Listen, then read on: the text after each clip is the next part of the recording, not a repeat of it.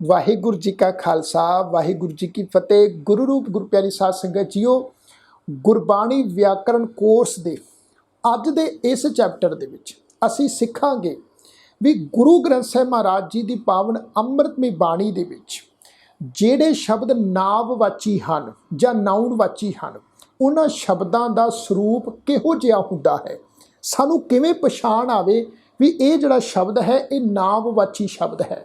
क्योंकि आप जी नूं याद होवेगा भी मैं पिछले चैप्टर दे विच आप जी दे नाल ये सांझ पाई सी भी गुरबाणी व्याकरण अनुसार शब्दां नूं 8 ਵੱਖੋ ਵੱਖਰੇ भागां दे विच वंडिया गया, डिवाइड किया गया। उन्हां 8 भागां विचों सब तो पहला भाग है नामवाची शब्दां दा ते समुची गुरु ग्रंथ साहिब महाराज जी की जिहड़ी पावन अंम੍ਰਿਤਮਈ बाणी है, इस समुची बाणी दे विच बहुत सारे शब्द जिहड़े हन वो नामवाची शब्द होंदे हन। तो साध संगत जी आ तुसीं देख सकते हो भी मैं वाइट बोर्ड के उपर कुछ शब्द जिहड़े हन वो नोट किए हुए हैं, क्योंकि साध संगत जी नामवाची शब्दां दे असल स्वरूप की पछाण समझण तो पहला सानू इस गल नूं समझना पेगा भी एक वचन, बहुवचन, पुलिंग अते इस्त्री लिंग वाची शब्द जिहड़े हन वो किहड़े हुंदे हन। शायद आप जी नूं याद होवेगा जदों पंजाबी व्याकरण जिहड़ी है वो सानू स्कूल लैवल दे विच समझाई जांदी सी ते व्याकरण दे विच सानू एक वचन, बहुवचन, पुलिंग अते इस्त्री लिंग वाची शब्दां दा ज्ञान कराया जांदा सी, बोध कराया जांदा सी। एक चीज़ होवे उसनूं असीं कहंदे हां एक वचन, एक चीज़ तो बहुतियां चीज़ां होण उन्हां नूं असीं कहंदे हां बहुवचन। हुण साध संगत जी मान लो आ मैं ऐनक लगाई हुई है, चश्मा लगाया होया है। हुण एक ऐनक है तो मैं आखांगा एक वचन। जे एक नालों बहुतियां ऐनकां होण, ऐनक एक वचन, ऐनकां बहुवचन, ये बहुवचन शब्द आ गया। पखा, एक पखा एक वचन, ज़्यादा पखे पखे बहुवचन शब्द हो गया। कैमरा, एक कैमरा एक वचन, कैमरे बहुते कैमरे बहुवचन शब्द हो गया। किताब, एक किताब एक वचन, बहुतियां किताबां किताबां बहुवचन शब्द। अलमारी, एक अलमारी एक वचन, बहुतियां अलमारियां अलमारियां बहुवचन शब्द हो गया। एक कुर्सी एक वचन, कुर्सियां बहुतियां कुर्सियां की जो असी गल करते हाँ वो वास्ते असी बहुवचन शब्द वरतते हाँ। तो साध संगत जी आप जी नूं ये गल समझ में आ गई होवेगी भी एक चीज़ वास्ते असी एक वचन शब्द वरतते हाँ, बहुतियां चीज़ां वास्ते असी बहुवचन शब्द वरतते हाँ। इंग्लिश विच असी इन्हां शब्दां नूं आखदे हाँ सिंगुलर अते प्लूरल। सिंगुलर एक चीज़ वास्ते, प्लूरल बहुतियां चीज़ां वास्ते। उस तो अगे साध संगत जी पुलिंग शब्द अते इस्त्रीलिंग शब्द। पुलिंग शब्द उन्हां शब्दां नूं असीं कहंदे हां जिन्हां शब्दां तो सानू पुरख जाति दा ज्ञान हुंदा है। जिवें मान लो मुंडा, मुंडा की हो गया जी पुरख जाति, तो ये शब्द मुंडा शब्द जिहड़ा है ये शब्द है पुलिंगवाची शब्द। जिहड़े शब्दां तो सानू इस्त्री जाति दा ज्ञान हुंदा है उन्हां शब्दां वास्ते असीं जिहड़ा है इस्त्री लिंगवाची शब्द वरतदे हां। मुंडा शब्द पुलिंगवाची शब्द हो गया। कुड़ी शब्द जां लड़की शब्द जिहड़ा है ये इस्त्री लिंगवाची शब्द हो गया। हुण साध संगत जी कैमरा है, कैमरा ये की है जी पुरखवाची शब्द हो गया। पर जदों असीं तार की गल करांगे, वायर की गल करांगे, तार शब्द की हो गया जी इस्त्री लिंगवाची शब्द। मंजा, मंजा शब्द पुलिंगवाची शब्द हो गया। मंजी, मंजी शब्द की हो गया जी ये स्त्री लिंगवाची शब्द हो गया। कंगा, कंगा शब्द पुलिंगवाची शब्द हो गया। कंगी, कंगी शब्द जिहड़ा है वो स्त्री लिंगवाची शब्द हो गया। चाचा, चाचा शब्द की हो गया जी जां मामा शब्द जां नाना शब्द, ये शब्द की हो गए जी पुलिंगवाची शब्द, क्योंकि इन्हां शब्दां तो सानू पुरख जाति का ज्ञान हुंदा है। पर जदों असीं शब्द वरतदे हाँ चाची, मामी, नानी जां ताई, ये सारे दे सारे शब्द की हो गए जी इस्त्री लिंगवाची शब्द। मैं होर सौखे ढंग दे नाल साध संगत जी आप जी नूं दसना चाहांगा, इस गल दा बोध अपने दिल दिमाग विच बिठा लो। ਜਿਹੜੇ ਸ਼ਬਦਾਂ ਦੇ ਨਾਲ ਸਾਧ ਸੰਗਤ ਮੇਰਾ ਸ਼ਬਦ ਲੱਗ ਜਾਏਗਾ, ਮੇਰਾ ਸ਼ਬਦ, ਉਹ ਸ਼ਬਦ ਜਿਹੜੇ ਹਨ, ਜ਼ਿਆਦਾਤਰ ਸ਼ਬਦ ਜਿਹੜੇ ਹਨ ਉਹ ਪੁਲਿੰਗਵਾਚੀ ਸ਼ਬਦ ਹੁੰਦੇ ਆ ਜੀ। ਜਿਹੜੇ ਸ਼ਬਦਾਂ ਨਾਲ ਮੇਰਾ ਸ਼ਬਦ ਲੱਗੇਗਾ ਉਹ ਪੁਲਿੰਗਵਾਚੀ ਸ਼ਬਦ ਹੁੰਦੇ ਆ ਜ਼ਿਆਦਾਤਰ। ਜਿਹੜੇ ਸ਼ਬਦਾਂ ਦੇ ਨਾਲ ਮੇਰੀ ਸ਼ਬਦ ਲੱਗੇਗਾ ਉਹ ਜ਼ਿਆਦਾਤਰ ਇਸਤਰੀ ਲਿੰਗਵਾਚੀ ਸ਼ਬਦ ਹੁੰਦੇ ਹਨ। ਜਿਵੇਂ ਆਪਾਂ ਐਗਜ਼ਾਮਪਲ ਦੇ ਤੌਰ ਤੇ, ਉਦਾਹਰਣ ਦੇ ਤੌਰ ਦੇ ਉੱਤੇ ਅਸੀਂ ਦੇਖਦੇ ਆ ਪੱਖਾ। ਹੁਣ ਜਿਹੜਾ ਪੱਖਾ ਹੁੰਦਾ ਹੈ ਸਾਧ ਸੰਗਤ ਜੀ, ਪੱਖਾ ਮੇਰਾ ਪੱਖਾ ਹੁੰਦਾ ਹੈ ਨਾ, ਮੇਰੀ ਪੱਖਾ ਤੇ ਨਹੀਂ ਹੁੰਦਾ। ਤੋ ਪੱਖੇ ਦੇ ਨਾਲ ਮੇਰਾ ਸ਼ਬਦ ਜੁੜ ਗਿਆ ਤਾਂ ਪੱਖਾ ਕੀ ਹੋ ਗਿਆ ਜੀ? ਇਹ ਪੱਖਾ ਸ਼ਬਦ ਜਿਹੜਾ ਹੈ ਇਹ ਪੁਲਿੰਗਵਾਚੀ ਸ਼ਬਦ ਹੋ ਗਿਆ। ਘੜੀ, ਜਿਹੜੀ ਆ ਘੜੀ ਹੈ, ਵਾਚ ਹੈ। ਹੁਣ ਸਾਧ ਸੰਗਤ ਜੀ ਘੜੀ ਸ਼ਬਦ ਦੇ ਨਾਲ ਕੀ ਸ਼ਬਦ ਜੁੜੇਗਾ? ਮੇਰੀ ਘੜੀ। तो घड़ी शब्द के नाल साध संगत जी मेरी शब्द जुड़ गया, तो मेरी घड़ी, ये घड़ी शब्द हो गया इस्त्री लिंगवाची शब्द। हुण घड़ी दे नाल असीं मेरा शब्द नहीं लगाउंदे। तार, मेरी तार, तार शब्द इस्त्री लिंगवाची शब्द हो गया। कैमरा, मेरा कैमरा, कैमरा शब्द की हो गया जी? ये पुलिंगवाची शब्द हो गया। इसे तरह मेरा मन, मन शब्द की हो गया जी? पुलिंगवाची शब्द हो गया। मेरा हथ, हथ शब्द की हो गया? पुलिंगवाची शब्द हो गया। पर जदों असीं गल करते हाँ देह दी, मेरी देह, देह शब्द जिहड़ा है वो शब्द हो गया इस्त्री लिंगवाची शब्द। मेरा ज्ञान, ज्ञान शब्द हो गया साध संगत जी पुलिंगवाची शब्द। मेरा सच, सच शब्द हो गया पुलिंगवाची शब्द। इसे तरह मेरी रोटी, मेरी थाली, मेरी सब्जी। हुण मेरी रोटी, रोटी शब्द की हो गया जी? स्त्रीलिंगवाची शब्द। मेरी थाली, थाली शब्द की हो गया? स्त्रीलिंगवाची शब्द। मेरी सब्जी, सब्जी शब्द की हो गया? स्त्रीलिंगवाची शब्द। तो इस गल नूं साध संगत जी मोटे जे तौर दे उत्ते अपने दिल दिमाग विच असीं बिठा लेना है। जिहड़े शब्दां दे नाल मेरा शब्द लगदा है ਉਹ ਜ਼ਿਆਦਾਤਰ ਸ਼ਬਦ ਜਿਹੜੇ ਹਨ ਪੁਲਿੰਗਵਾਚੀ ਸ਼ਬਦ ਹੁੰਦੇ ਹਨ। ਜਿਹੜੇ ਸ਼ਬਦਾਂ ਦੇ ਨਾਲ ਮੇਰੀ ਸ਼ਬਦ ਜੁੜ ਜਾਂਦਾ ਹੈ ਉਹ ਸ਼ਬਦ ਜਿਹੜੇ ਹਨ ਜ਼ਿਆਦਾਤਰ ਇਸਤਰੀ ਲਿੰਗਵਾਚੀ ਸ਼ਬਦ ਹੁੰਦੇ ਹਨ। ਮੇਰਾ ਸ਼ਬਦ ਤੇ ਮੇਰੀ ਸ਼ਬਦ ਤੋਂ ਸਾਨੂੰ ਪੁਲਿੰਗਵਾਚੀ ਸ਼ਬਦਾਂ ਦਾ ਅਤੇ ਇਸਤਰੀ ਲਿੰਗਵਾਚੀ ਸ਼ਬਦਾਂ ਦਾ ਜਿਹੜਾ ਹੈ ਉਹ ਗਿਆਨ ਪ੍ਰਾਪਤ ਹੁੰਦਾ ਹੈ। ਹੁਣ ਸਾਧ ਸੰਗਤ ਜੀ ਇਸ ਤੋਂ ਅੱਗੇ ਚੱਲਦੇ ਹਾਂ, ਇਹਨੂੰ ਸਮਝੋ ਧਿਆਨ ਦੇ ਨਾਲ। ਜਿਹੜੇ ਨਾਮਵਾਚੀ ਸ਼ਬਦਾਂ ਦੇ ਅਸਲ ਸਰੂਪ ਦੀ ਪਛਾਣ ਅਸੀਂ ਸਮਝਣਾ ਚਾਹੁੰਦੇ ਹਾਂ, ਉਹਨਾਂ ਸ਼ਬਦਾਂ ਦਾ ਗਿਆਨ ਇਹ ਹੈ, ਇਹਨੂੰ ਸੁਣੋ, ਸਮਝੋ ਧਿਆਨ ਨਾਲ। ਜਿਨ੍ਹਾਂ ਨਾਵਾਂ ਜਾਂ ਨਾਮਵਾਚੀ ਸ਼ਬਦ ਦੇ ਅੰਤ ਦੇ ਵਿੱਚ ਔਂਕੜ ਹੋਵੇ ਉਹ ਆਮ ਕਰਕੇ ਇੱਕ ਵਚਨ ਹੁੰਦੇ ਹਨ। ਇੱਕ ਵਾਰ ਫਿਰ ਤੋਂ ਰਿਪੀਟ ਕਰੇ, ਇਹਨੂੰ ਸਮਝੋ ਜੀ। ਜਿਨ੍ਹਾਂ ਨਾਮਵਾਚੀ ਸ਼ਬਦਾਂ ਦੇ ਅਖੀਰ ਦੇ ਅੱਖਰ ਨੂੰ ਔਂਕੜ ਦੀ ਮਾਤਰਾ ਲੱਗੀ ਹੋਵੇ ਉਹਨਾਂ ਸ਼ਬਦਾਂ ਨੂੰ ਆਮ ਕਰਕੇ ਅਸੀਂ ਸਾਧ ਸੰਗਤ ਜੀ ਇੱਕ ਵਚਨ ਵਾਲੇ ਸ਼ਬਦ ਜਿਹੜੇ ਹਾਂ ਉਹ ਕਹਿੰਦੇ ਹਾਂ। ਇੱਕ ਵਚਨ ਪਲੱਸ ਪੁਲਿੰਗ ਪਲੱਸ ਨਾਉਨ ਜਾਂ ਨਾਂਵ, ਇਹ ਤਿੰਨ ਸ਼ਬਦਾਂ ਦਾ ਸਾਧ ਸੰਗਤ ਜੀ ਜੋੜ ਹੈ। ਹੁਣ ਅਸੀਂ ਉਦਾਹਰਣ ਦੇਖਦੇ ਹਾਂ, ਜਿਵੇਂ ਨੇ ਸ਼ਬਦ ਹੈ ਗੁਰਬਾਣੀ ਦੇ ਵਿੱਚ ਤੁਸਾਂ ਦੇਖਿਆ ਹੋਵੇਗਾ, ਨੇ ਸ਼ਬਦ ਬਹੁਤ ਵਾਰ ਜਿਹੜਾ ਹੈ ਉਹ ਰਿਪੀਟ ਅਸੀਂ ਉਚਾਰਨ ਕਰਦੇ ਹਾਂ। ਹੁਣ ਨੇ ਸ਼ਬਦ ਕੀ ਹੈ ਜੀ? ਇਹ ਸ਼ਬਦ ਹੈ ਨਾਮਵਾਚੀ ਸ਼ਬਦ। ਇਹਦੀ ਪਛਾਣ ਸਾਨੂੰ ਕਿਵੇਂ ਹੁੰਦੀ ਹੈ? ਕਿਉਂਕਿ ਹਾਹੇ ਅੱਖਰ ਦੇ ਪੈਰ ਦੇ ਵਿੱਚ ਤੁਸਾਂ ਦੇਖੋ, ਹਾਹਾ ਅੱਖਰ ਅਖੀਰਲਾ ਅੱਖਰ ਹੈ, ਤਾਂ ਹਾਹੇ ਅੱਖਰ ਦੇ ਪੈਰ ਵਿੱਚ ਔਂਕੜ ਦੀ ਮਾਤਰਾ ਲੱਗੀ ਹੋਈ ਹੈ। ਤਾਂ ਨੇ ਸ਼ਬਦ ਦਾ ਅਰਥ ਹੁੰਦਾ ਜੀ ਪਿਆਰ, ਮੇਰਾ ਪਿਆਰ, ਮੇਰਾ ਨੇ, ਮੇਰੀ ਨੇ ਨਹੀਂ ਹੁੰਦਾ, ਮੇਰੀ ਪਿਆਰ ਨਹੀਂ ਹੁੰਦਾ, ਮੇਰਾ ਪਿਆਰ ਹੁੰਦਾ ਹੈ। तो मेरा शब्द साध संगत जी इस ने शब्द के नाल जुड़ता है। तो ने शब्द की हो गया?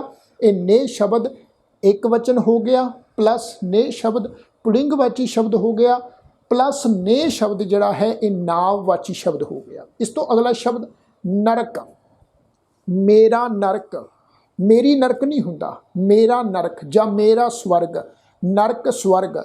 नरक शब्द के कक्के दे पैर विच जिहड़ी है तुसीं देखो औंकड़ की मात्रा लगी हुई है।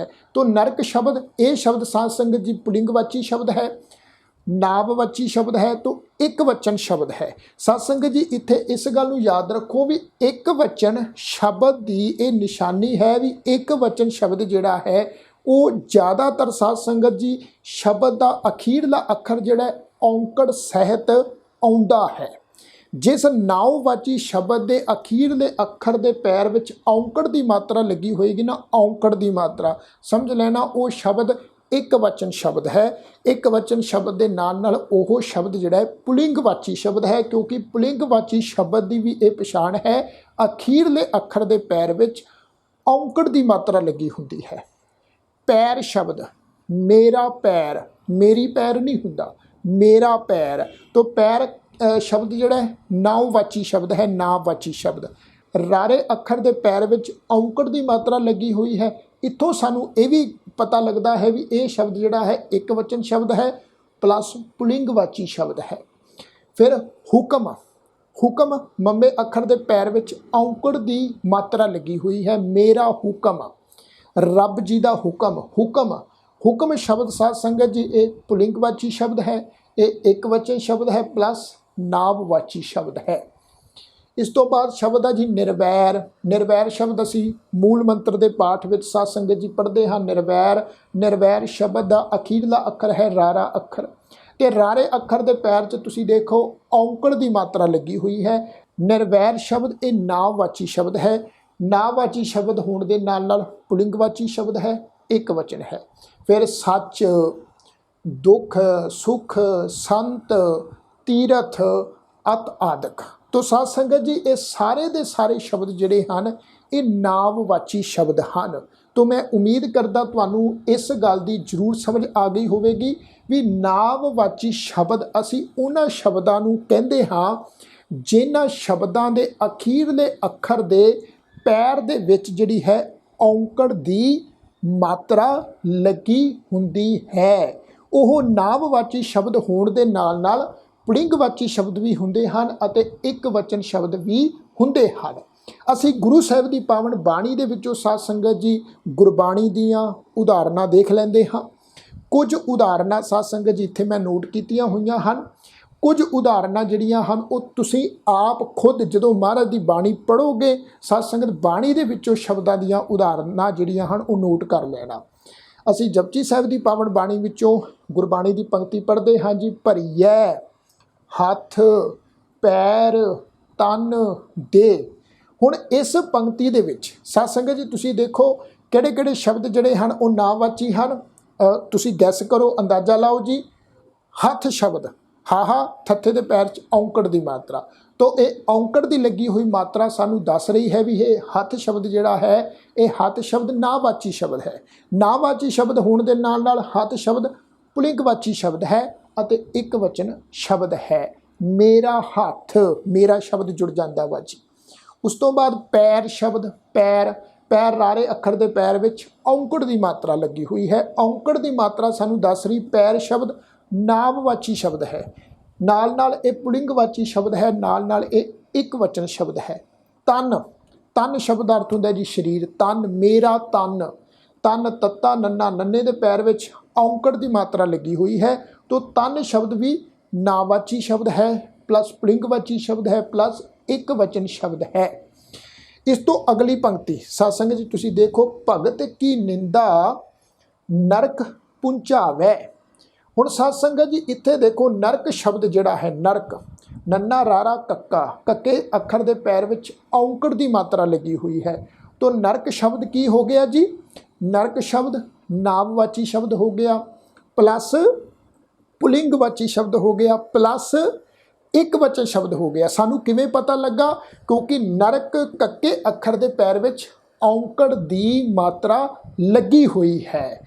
ਇਸ ਤੋਂ ਅੱਗੇ ਸੋ ਪੰਡਿਤ ਜੋ ਮਨ ਪ੍ਰਬੁੱਧ ਹੈ, ਸੁਖਮਨੀ ਸਾਹਿਬ ਦੀ ਪਾਵਨ ਬਾਣੀ 'ਚ ਪੰਕਤੀ ਅਸੀਂ ਪੜ੍ਹਦੇ ਹਾਂ। ਪੰਡਿਤ ਸ਼ਬਦ ਤੁਸੀਂ ਦੇਖੋ ਤੱਤੇ ਅੱਖਰ ਦੇ ਪੈਰ ਵਿੱਚ ਔਂਕੜ ਦੀ ਮਾਤਰਾ ਲੱਗੀ ਹੋਈ ਹੈ। ਤਾਂ ਪੰਡਿਤ ਸ਼ਬਦ ਇਹ ਇੱਕ ਵਚਨ ਸ਼ਬਦ ਹੈ, ਪੁਲਿੰਗਵਾਚੀ ਸ਼ਬਦ ਹੈ ਅਤੇ ਨਾਮਵਾਚੀ ਸ਼ਬਦ ਹੈ। ਇਸ ਤੋਂ ਅੱਗੇ ਹੈ ਜੀ ਮਨ ਸ਼ਬਦ, ਮੇਰਾ ਮਨ, ਮਨ ਮੰਮਾ ਨੰਨਾ ਨੰਨੇ ਅੱਖਰ ਦੇ ਪੈਰ ਵਿੱਚ ਔਂਕੜ ਦੀ ਮਾਤਰਾ ਲੱਗੀ ਹੋਈ ਹੈ। ਤੋ ਅਖੀਰਲੇ ਅੱਖਰ ਦੇ ਪੈਰ ਵਿੱਚ ਲੱਗੀ ਹੋਈ ਔਂਕੜ ਦੀ ਮਾਤਰਾ ਸਾਨੂੰ ਇਸ ਗੱਲ ਦਾ ਬੋਧ ਜਾਂ ਗਿਆਨ ਕਰਾਉਂਦੀ ਹੈ ਵੀ ਮਨ ਸ਼ਬਦ ਜਿਹੜਾ ਹੈ ਇਹ ਨਾਮਵਾਚੀ ਸ਼ਬਦ ਹੈ, ਪੁਲਿੰਗਵਾਚੀ ਸ਼ਬਦ ਹੈ, ਇਸਤਰੀ ਲਿੰਗਵਾਚੀ ਸ਼ਬਦ ਹੈ। ਫਿਰ ਆ ਜੀ ਥਿਤ, वार ना जोगी जाणै, रुत माँ ना कोई। ये शब्द ਨੂੰ ਮਾਹੋਂ नहीं उच्चारण करना, माँ पढ़ांगे जी, माँ ना कोई। तो इस पंक्ति ਦੇ ਵਿੱਚ ਸਾਧ ਸੰਗਤ ਜੀ ਤੁਸੀਂ ਦੇਖੋ ਵਾਰ ਸ਼ਬਦ, ਵਾਵੇ ਨੂੰ ਕੰਨਾ ਰਾਰੇ ਅੱਖਰ ਦੇ ਪੈਰ 'ਚ ਔਂਕੜ ਦੀ ਮਾਤਰਾ ਹੈ। तो वार शब्द नावाची पुलिंगवाची प्लस एक वचन शब्द है। इस तो बाद माँ शब्द, मम्मे ਨੂੰ ਕੰਨਾ ਹਾਹੇ ਦੇ ਪੈਰ 'ਚ ਔਂਕੜ ਦੀ ਮਾਤਰਾ ਲੱਗੀ ਹੋਈ ਹੈ। ਮਾँ ਦਾ ਅਰਥ ਕੀ ਹੁੰਦਾ ਜੀ? महीना। तो महीना शब्द की है जी? ये नाववाची शब्द है प्लस पुलिंगवाची शब्द है प्लस जिहड़ा है एक वचन शब्द है। इस तो अगे असीं पढ़ते हैं जी, तिन ने लगा रब सेती देखने विचार।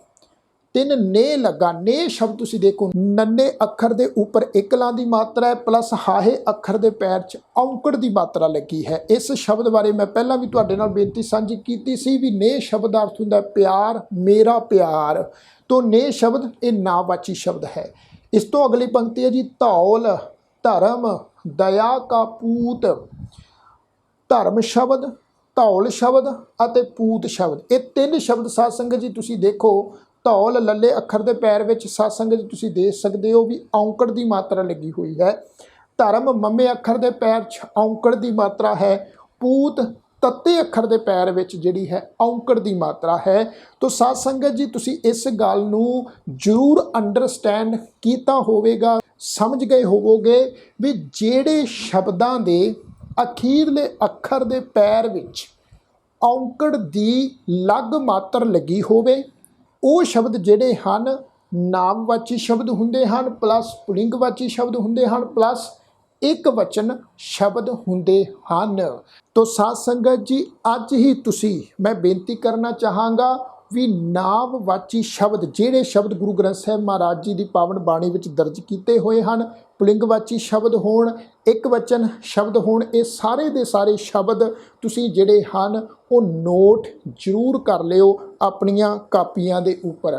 ਜਦੋਂ ਤੁਸੀਂ ਨਿਤਨੇਮ ਬਾਣੀਆਂ ਦਾ ਪਾਠ ਕਰੋਗੇ ਜਾਂ ਫਿਰ ਸੁਖਮਨੀ ਸਾਹਿਬ ਦੀ ਪਾਵਨ ਬਾਣੀ ਦਾ ਪਾਠ ਕਰੋਗੇ ਜਾਂ ਫਿਰ ਜਿਹੜੀਆਂ ਸੰਗਤਾਂ ਸਹਿਜ ਪਾਠ ਕਰਦੀਆਂ ਹਨ, ਨਾਲੋਂ ਨਾਲ ਜੇਕਰ ਤੁਹਾਨੂੰ ਸਮਾਂ ਮਿਲੇ ਤਾਂ ਕੁਝ ਕੁ ਸ਼ਬਦ ਜਿਹੜੇ ਹਨ ਉਹ ਇਸ ਢੰਗ ਦੇ ਜ਼ਰੂਰ ਨੋਟ ਕਰਿਓ ਤਾਂ ਜੋ ਤੁਹਾਡਾ ਅਭਿਆਸ ਹੋ ਜਾਵੇਗਾ। ਇਸ ਗੱਲ ਦਾ ਨਾਲ ਤੁਹਾਨੂੰ ਸਮਝ ਲੱਗੇਗੀ ਵੀ ਨਾਮਵਾਚੀ ਸ਼ਬਦਾਂ ਦਾ ਸਰੂਪ ਕਿਹੋ ਜਿਹਾ ਹੁੰਦਾ ਹੈ, ਵੀ ਜਿਹੜੇ ਸ਼ਬਦ ਦੇ ਅਖੀਰਲੇ ਅੱਖਰ ਦੇ ਪੈਰ 'ਚ ਔਂਕੜ ਦੀ ਮਾਤਰਾ ਲੱਗੀ ਹੁੰਦੀ ਹੈ ਉਹ ਸ਼ਬਦ ਜਿਹੜਾ ਹੈ ਨਾਮਵਾਚੀ ਸ਼ਬਦ ਹੁੰਦਾ ਹੈ। तो ਅੱਜ ਦੇ ਗੁਰਬਾਣੀ ਵਿਆਕਰਨ ਦੇ ਇਸ ਚੈਪਟਰ ਦੇ ਵਿੱਚ ਸਾਧ ਸੰਗਤ ਜੀ ਇੰਨੀ ਕੁ ਵਿਚਾਰ ਪ੍ਰਵਾਨ ਕਰਨੀ। ਅਗਲੇ ਚੈਪਟਰ ਦੇ ਵਿੱਚ ਸਾਧ ਸੰਗਤ ਜੀ ਅਸੀਂ ਦੇਖਾਂਗੇ ਜਿਹੜੇ ਬਹੁਵਚਨ ਸ਼ਬਦ ਹੁੰਦੇ ਹਨ ਉਹ ਕਿਸ ਟਾਈਪ ਦੇ ਸ਼ਬਦ ਹੁੰਦੇ ਹਨ, ਉਹਨਾਂ ਸ਼ਬਦਾਂ ਦਾ ਸਰੂਪ ਗੁਰੂ ਸਾਹਿਬ ਦੀ ਪਾਵਨ ਬਾਣੀ ਵਿੱਚ ਕਿਹੋ ਜਿਹਾ ਹੁੰਦਾ ਹੈ। ਜੇ ਅੱਜ ਦਾ ਇਹ ਪ੍ਰੋਗਰਾਮ ਆਪ ਜੀ ਨੂੰ ਪਸੰਦ ਆਇਆ ਹੋਵੇ ਲਾਈਕ ਜ਼ਰੂਰ ਕਰਿਓ, ਕਮੈਂਟ ਕਰਕੇ ਆਪਣੇ ਵਿਚਾਰ ਜ਼ਰੂਰ ਦਿਓ ਤੇ ਵੱਧ ਤੋਂ ਵੱਧ ਸਿੱਖ ਸੰਗਤਾਂ ਨਾਲ ਜ਼ਰੂਰ ਸ਼ੇਅਰ ਕਰਿਓ ਜੀ। ਸਾਰਿਆਂ ਦਾ ਤਹਿ ਦਿਲੋਂ ਧੰਨਵਾਦ। ਆਖੋ ਜੀ ਵਾਹਿਗੁਰੂ ਜੀ ਕਾ ਖਾਲਸਾ,